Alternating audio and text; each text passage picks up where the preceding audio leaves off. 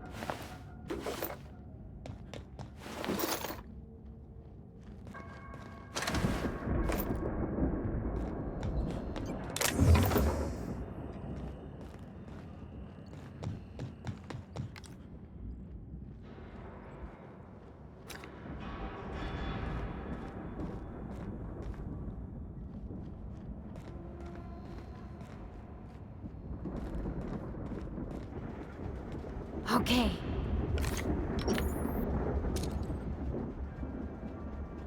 Jackass is incoming!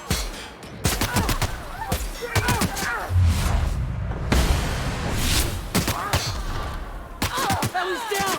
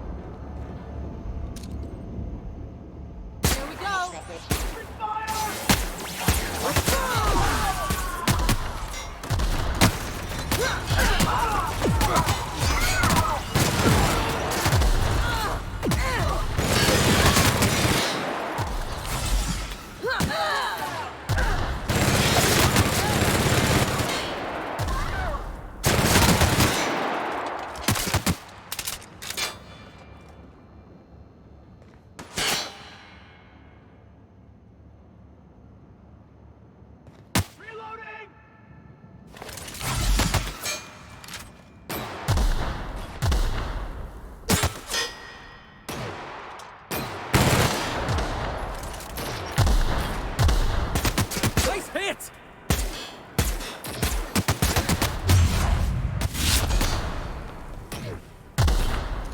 Reload! Everyone all right?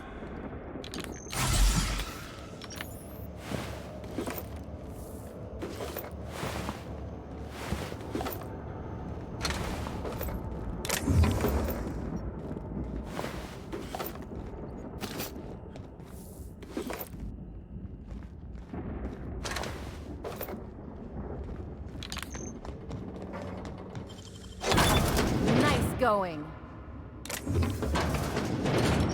Heads up! Ah, yes, nice one! Score one for Felix.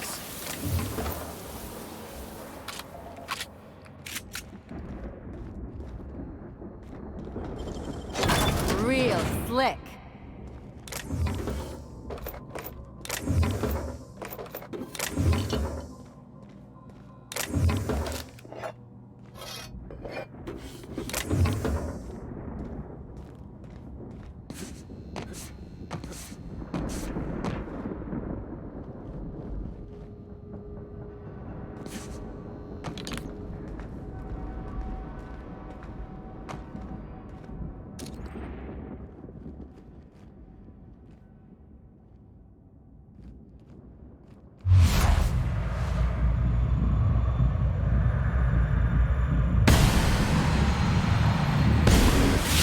I've been waiting for this!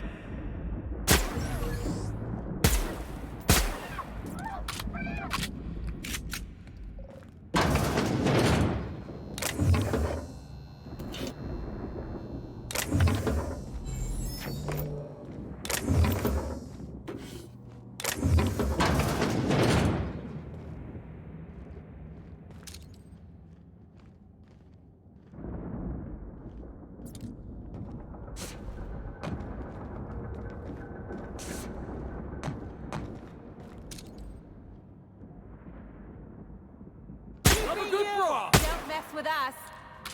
Down they go.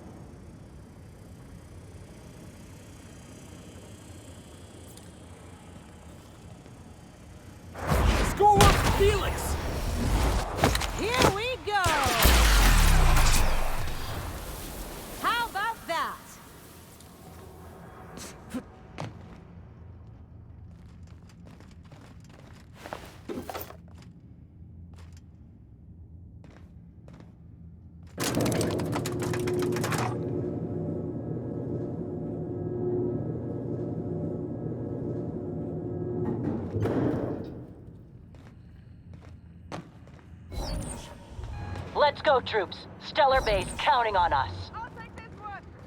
Bring him Got him.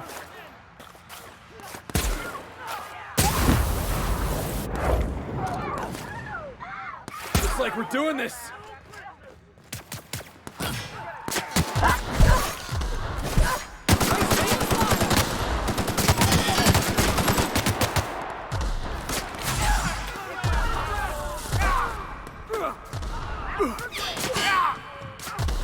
Welcome to the Iconoclast, asshole.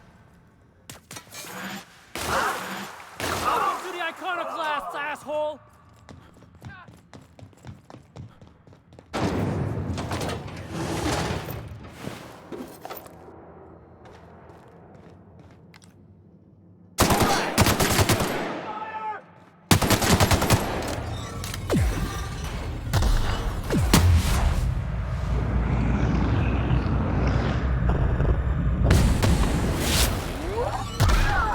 Can we do that again?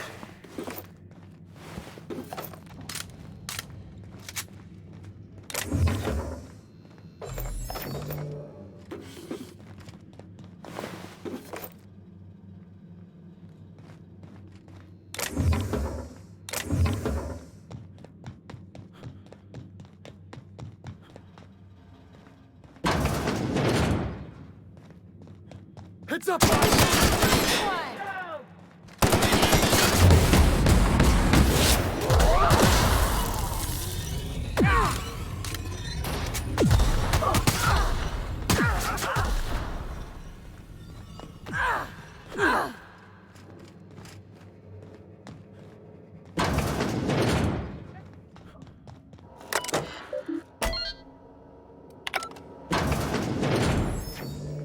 Well, look who it is. I'll be damned. I was prepping the studio for our announcement, and here you are as a bonus. And I see you've brought the kid along. Babysitters may be expensive, but they're worth it, you know. Yeah, keep talking, pal. I'll just keep thinking of a place to bury your body. Ah, and the wayward doctor. Are you about done with your escapades? We have faces that need lifting, after all. These days, I'm more interested in breaking them. Wouldn't mind taking a swing at yours. When you go off and get yourself shot, try to avoid taking one to the face. I'll want it recognizable to show to my citizens. Haven't you heard? Phineas is working for us now. It took some doing, but employing an efficient management strategy of putting our guns to his head seems to have done the trick.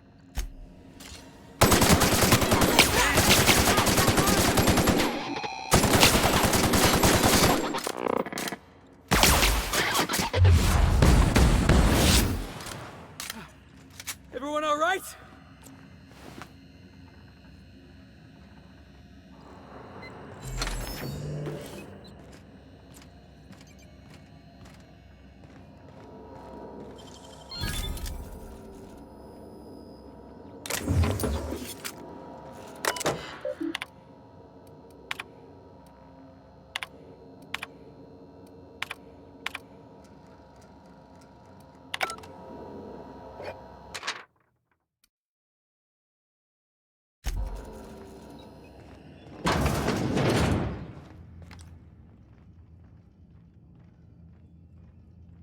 Yeah, that's how we fucking do it. Make him regret it.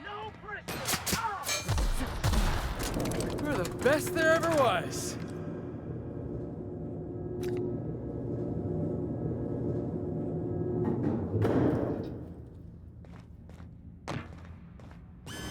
All right, MSI. I'm not one for outreach, but the captain needs our help. So get in there and fight. Waste of company ammo. Serves you right, Dissident.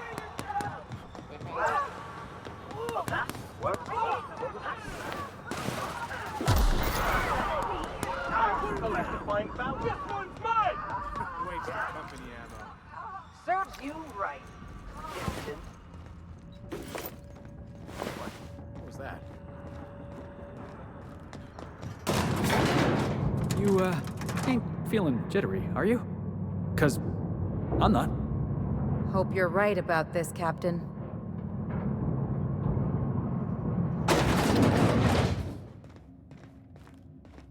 Captain, you have an uncanny talent for complicating my life.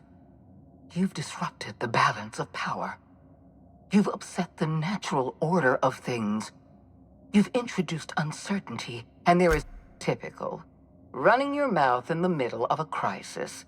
It's almost as if you delight in chaos. My reports described you as one of Halcyon's sharpest minds. I can't imagine why you'd do something so irrational. I should have dealt with you a long time ago. You were always too dangerous to leave unchecked. I'm not surprised by your arrogance. You've been prancing about leaving. I have Dr. Wells in my custody. Once I've secured his cooperation, I can move forward with the program. Well, that's mostly. Leaving you alive is too great a risk. This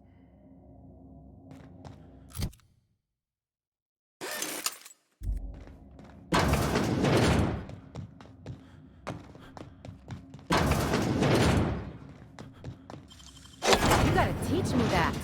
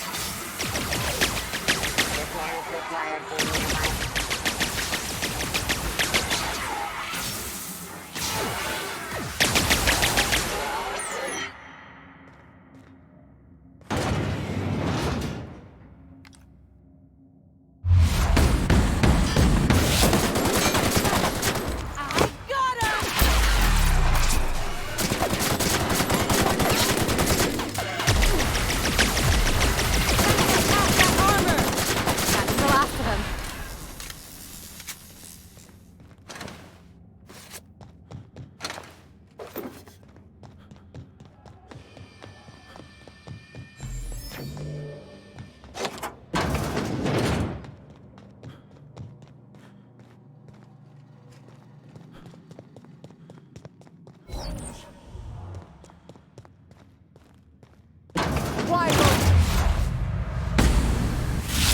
Nobody messes with you, boss.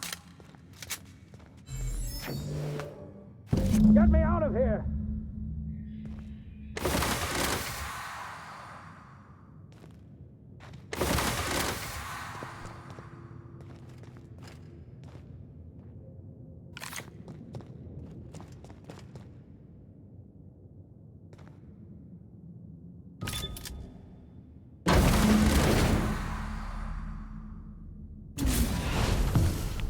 You don't know how glad I am to see you. You did the right thing.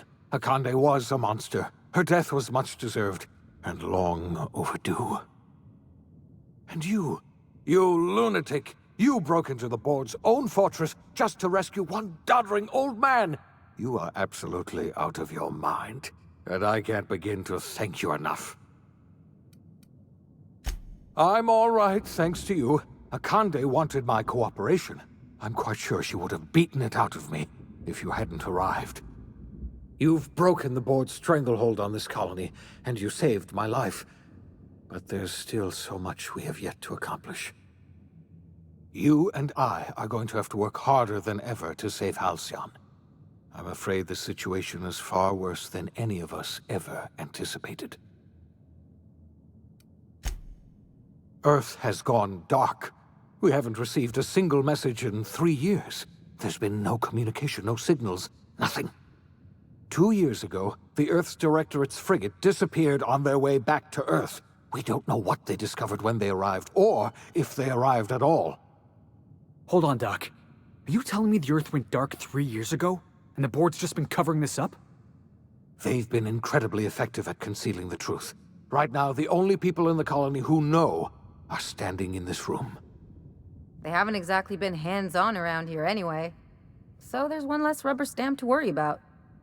Earth is humanity's home planet, Miss Fenhill. The psychological effects of losing our original home will be devastating. We're in serious trouble, my friend. Do you know what this means for Halcyon? We can't rely on Earth for support anymore. We've been cut loose. We're entirely on our own. Yes, we do. You've done a marvelous thing. You've succeeded where anyone else would have failed, including me. We must begin the revival process immediately, starting with the Hope's brightest minds, and then we're going to fix this damn colony, one problem at a time. We're going to need a leader, and I can't imagine a better person for the job than you. What do you say, old friend? Will you help us? When I revived you, I thought you were going to help me save this colony. I was wrong. I had our roles reversed, you see. You're the one who's going to save us all. I'm just the one who set you on your path. You're the best thing to ever happen to Halcyon. If you want to take it upon yourself to lead this colony, you have my support. We're not a colony any longer, are we? Our last connection to Earth has been severed, and so we have been set free. Our future is uncertain, and no one knows what tomorrow holds. Exciting, isn't it?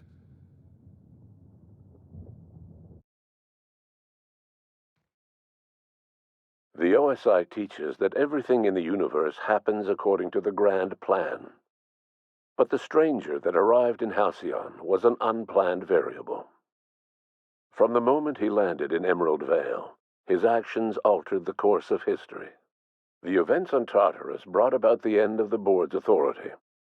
But the board's mistakes would haunt the colony for decades to come.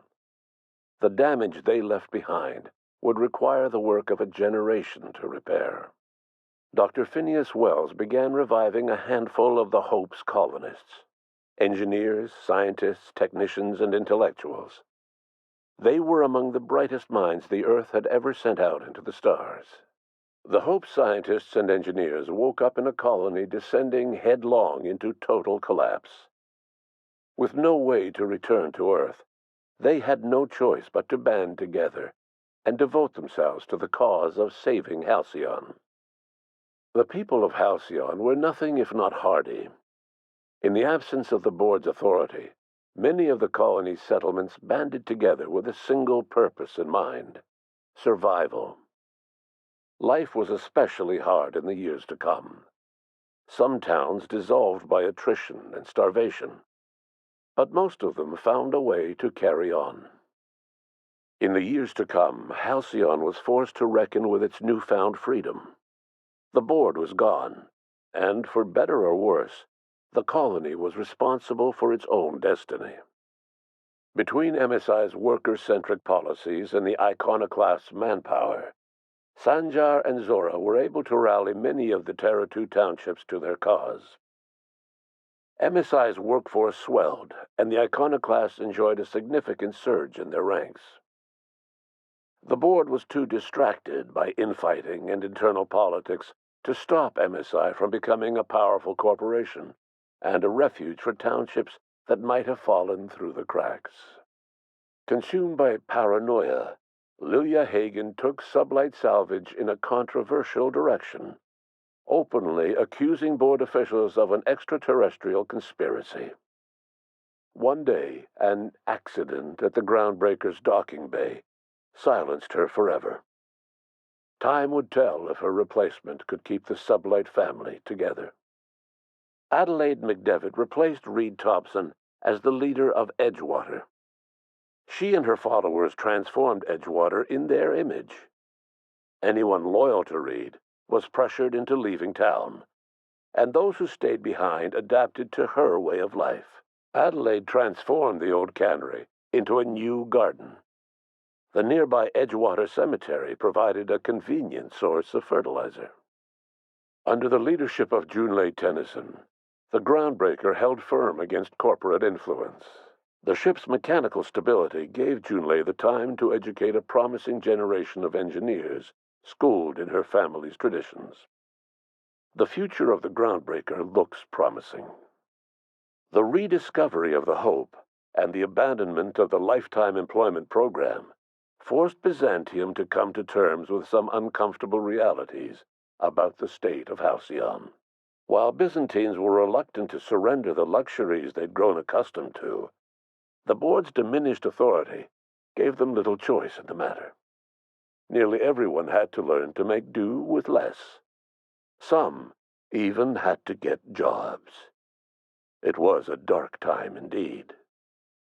Even the Gorgon asteroid, though a distant enigma to most of Halcyon, felt the aftershocks of your actions. The destroyed Adrenatime synthesizer became a symbol of the board's cruelty, and a rallying point for Wells and his scientists as they sought to build a more humane, ethical Halcyon. They cleared the dead from Gorgon's laboratories and repurposed them to aid in the crucial work of solving the colony's nutrition crisis. Gorgon, which had once sown death and destruction across Halcyon, became a source of hope and renewal. In spite of everything, the Gorgon asteroid remained a sobering reminder of the potential for progress and disaster in humanity's most ambitious efforts. The Rizzo's company in Halcyon dissolved after the collapse of the board. Needless to say, the launch of Spectrum Brown was indefinitely delayed. A stockpile of Spectrum Brown remains buried deep beneath the ruins of the old distillery, abandoned to time and attrition. With the dissolution of the board, Ruth Bellamy found herself without the two constants in her life: Byzantine culture and her sister Belinda.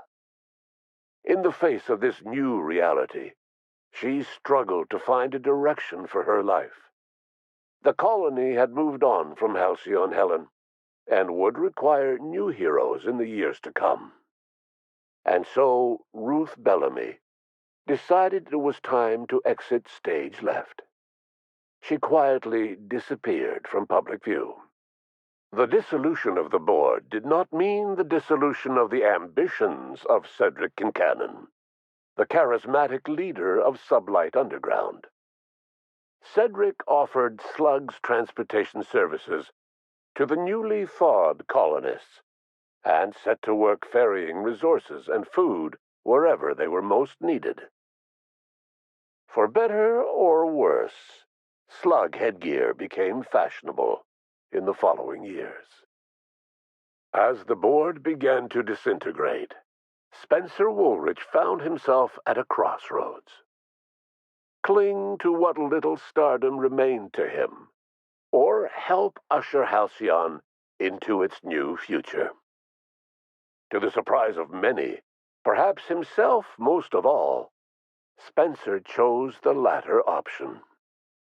Having learned a variety of different skills in the many different roles played throughout his lengthy career, Spencer founded a radio serial dedicated to staying alive despite the odds. His subjects included how to survive violent encounters with only grazing wounds, dispense pithy one-liners for tense scenarios, and, of course, how to look good doing both. After a brief attempt at dating Helen as one person rather than two, which both Bertie and Helen found too strange, Bertie struck out on his own to try his hand at raising woolly cows. Many of his former Rangers teammates soon followed, accompanied by the woolly cow the team had originally plied with alcohol. The dairy farm thrived under Bertie's leadership and care. The Dairy Rangers privately believed that the woolly cows softened Bertie's temper considerably, although the only one brave enough to say this to his face was promptly headbutted. Due to the board's dissolution, many of the Prophet's old customers no longer found quite the same value in productivity seminars that they once had. With her business drying up, the prophet chose to take her followers down a new path. Months later, salvagers on Eridanos found clues leading them to a seemingly abandoned bunker out in the wilderness. Inside, they discovered horribly mangled corpses, sacrificed to a blood-scrawled portrait of a sprat-headed deity. The prophet was not among the bodies. Your influence shifted Ellie's perspective. She finally admitted, albeit grudgingly, that she just might need other people. Sometimes. With a steady income from the life insurance payouts, she was finally able to afford a ship of her own. She hired a small crew and flew supply missions to communities on the fringe. Some of them were even legal. Life in Halcyon was sobering for Felix Millstone. The grand revolution he dreamed of never came. There was no great awakening for the colony, no celebrations in the streets. There was only the hard, desperate work of trying to repair a broken colony. Felix never had a head for numbers, but if there was labor to be done, he was there to help. Eventually, Felix realized that the work of a revolution was done with two hands. As much as he enjoyed his adventures aboard the Unreliable, the vicar, known as Max, eventually decided that it was time to move on, to live out the life he had sought so long to create. He knew there were many in the colony who carried burdens much worse than the ones he had struggled with, and he devoted himself to easing their suffering wherever he could. He only ever took up arms again to defend the defenseless. Unshackled from a lifetime of striving and fighting the universe and himself, Vicar Maximilian de Soto was finally at peace. Once the matter with the Hope colonists was resolved, Junlei bashfully asked Parvati if she'd like to join her permanently on the Groundbreaker, and Parvati enthusiastically, if somewhat awkwardly, agreed. The stories of her adventures spread across the colony, and Parvati soon found herself the center of attention. Having served as the engineer of a renowned spacecraft, tramp freighters and wildcat miners sought her out by name, and in no time, she was a fixture in the Groundbreaker's mechanical ecosystem. She and Junlei were never far apart. Nyoka returned to Monarch to take another crack at making a permanent life for herself. She formed the Charon Group, a mercenary outfit of ragtag survivalists and wilderness experts. Anyone in need of a guide, or just looking to throw back a beer and swap stories, could find her camping on the trail or clearing an infestation. The SAM unit that accompanied you spread awareness of the product line's superior sanitation and maintenance capabilities across what was left of the colony. This led to a boost in SAM unit sales. Did you know that SAM units are the longest-lasting, toughest-acting cleaning solution in Halcyon? Minister Clark was released from house arrest, and his contact with you gave him a sense of renewed purpose and vigor. Once it became clear that no help would be coming from Earth, he threw his considerable efforts and talents into helping Halcyon manage the crisis before it. As for Dr. Phineas Wells, he spent his remaining years in his orbital lab. He eventually came to terms with his own past, and was able to forgive the mistakes of his younger self by devoting his remaining years to serving the colony. Dr. Wells was able to revive many more scientists and engineers than he first expected, thanks to the additional batch of chemicals you stole from the Ministry. Wells never forgot about the human lives that were lost in acquiring these chemicals. In the end, Dr. Wells was able to save every scientist and engineer aboard the Hope. Over the next decade, nearly all of the Hope's remaining colonists were successfully revived. Halcyon saw a period of rapid technological and scientific advancement. Breakthroughs in dietary supplements saved the colony from starvation. Geoengineering projects and social reforms began to change the structure and character of the colony. Dr. Wells laid the groundwork for the project to save the colony, but he would never live to see the fruits of his labor. He passed away a few years later, His work was carried on by the scientists and engineers he revived. Today, Halcyon has stabilized. The people of the colony work hard to adapt to their new circumstances. Nearby colonies send aid and supplies. Life will never be easy in Halcyon, but for the first time in its history, there exists a sense of real, genuine hope about the future. And what about you, the unplanned variable in the history of Halcyon? Long after Wells passed away, you carried on his work with more energy, determination, and brilliance than he could ever muster. The years that followed were hard, but Halcyon survived by the efforts of the Hope's most promising colonists, the greatest of which was you. No one knows what's happened to Earth, and no one knows what the future has in store for Halcyon. All we know for certain is this: the name of the Unreliable and that of its intrepid captain will remain the subject of countless stories for years to come.